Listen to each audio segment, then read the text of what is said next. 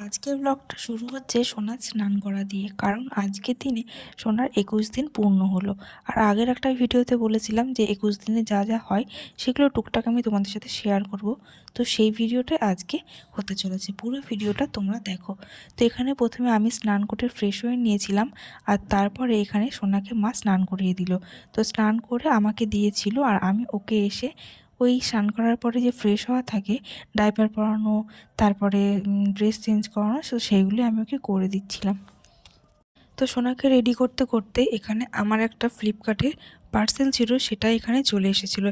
এখানে সোনার মিমি এখানে সোনার জন্য একটা পার্সেল অর্ডার করেছিল, তো সেটাই এখান থেকে আমি রিসিভ করলাম। আর পরে ভিডিওতে দেখাবো এর ভেতরে কি ছিল।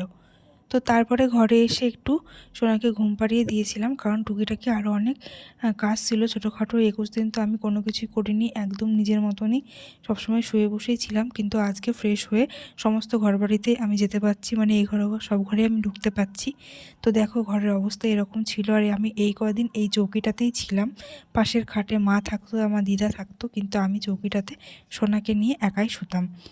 তো এইগুলোই এরকম অবস্থায় রয়েছে, এইগুলোকে আমি একটুখানি গোছগাছ করে নেব।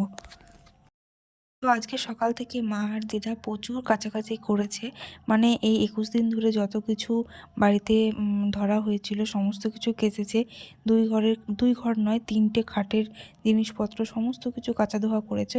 তো সেইগুলোই তো এখানে যেগুলো শুকিয়ে গেছিলো সেগুলো দিদা ছাদ থেকে তুলে এনে দিয়েছিল বলে আমি ওই ভাত খাওয়ার আগে সোনা ঘুমোচ্ছিল বলে একটু সময় পেয়েছিলাম, তাই ওইগুলো একটু ভালো করে গুছিয়ে রাখছিলাম।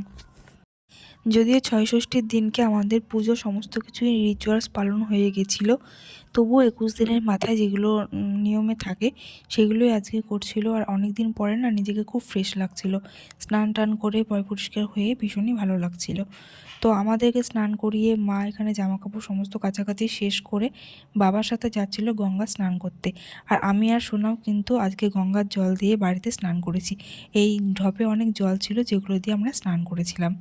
তো তারপরে এখানে এই যে এই জলটাকে ঠাকুরমশাই আজকে শুদ্ধ করে দিয়েছিল, সারা বাড়ি ঘরে এগুলো ছিটানো হয়েছিল।